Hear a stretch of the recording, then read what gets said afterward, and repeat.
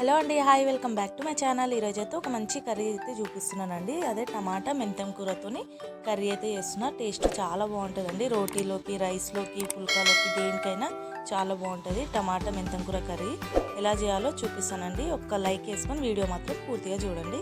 ఇక్కడైతే ఒక కడాయి పెట్టుకొని ఒక 2-3 టేబుల్ స్పూన్ అలా ఆయిల్ వేసుకోవాలి. ఆయిల్ కొద్దిగా ఎక్కువనే వేస్తే టమాటా కర్రీకి చాలా బాగుంటుంది.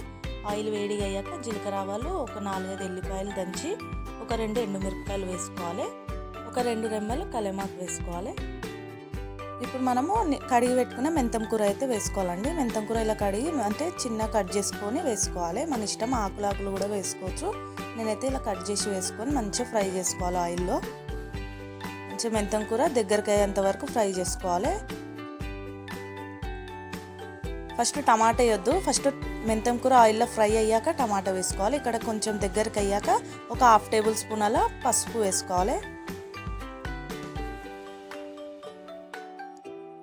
ఇలా పసుపు వేసుకున్నాక టమాటాలు అయితే వేసుకోవాలండి. ఒక 10-12 టమాటాలు అయితే నేను చిన్న కట్ చేసి, ఎంత వీలైతే అంత సన్న కట్ చేసి అయితే వేసుకోవాలి. తగినంత ఉప్పు అయితే వేసుకోవాలి. వేసుకున్నాక ఇప్పుడు మొత్తం మగ్గనియాలి టమాటాని.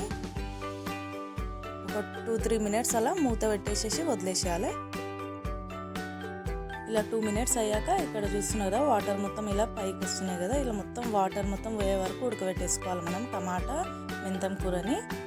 మొత్తం దగ్గరికి కావాలి. ఇప్పుడైతే మూత పెట్టొద్దు. ఒకసారి మగ్గినాక ఇప్పుడు మూత ఏం పెట్టాల్సిన అవసరం లేదు. కారం వేసుకోవాలి. ఒక 1 టేబుల్ స్పూన్ అలా కారం అయితే మీకు ఎంత కావాలో అంత చూసి అయితే కారం వేసుకోవాలి. ఇప్పుడు ఇలానే మీడియం ఫ్లేమ్ మీద మంచిగా ఫ్రై కానివ్వాలి. టమాటా మెంతం కూర మొత్తం వాటర్ లేకుండా అయితే ఫ్రై కావాలి. ఇక్కడ చూపిస్తున్నా కదా, ఒక 5 మినిట్స్ లాగా అట్లా మీడియం ఫ్లేమ్ మీద ఫ్రై చేస్తుండాలి మంచిగా దగ్గరికి అయ్యేంత వరకు. ఇప్పుడైతే ఇలా మంచిగా దగ్గరికి అయిపోయింది కదా, సాల్ట్ ఏమైనా కావాలంటే చూసి వేసుకోవాలి. రెడీ అయిపోయిందండి మన మెంతం కూర టమాటా అయితే రెడీ అయిపోయింది. ఇందులో కొత్తిమీర ఐటమ్ ఏం వేయాల్సిన అవసరం లేదు. ఇలానే సింపుల్గా టేస్ట్ చాలా బాగుంటుంది. రైస్కి, రోటీస్కి సూపర్ ఉంటుంది. పక్కా మీరు కూడా ట్రై చేయండి. ఎలా వచ్చిందో నాకైతే కామెంట్ చేసి చెప్పండి. ఓకే అండి, చూశారు కదా మెంతికూర టమాటా రెసిపీ. నచ్చితే పక్కా లైక్ చేయండి. మరొక మంచి రెసిపీతో కలుద్దాం. బాయ్.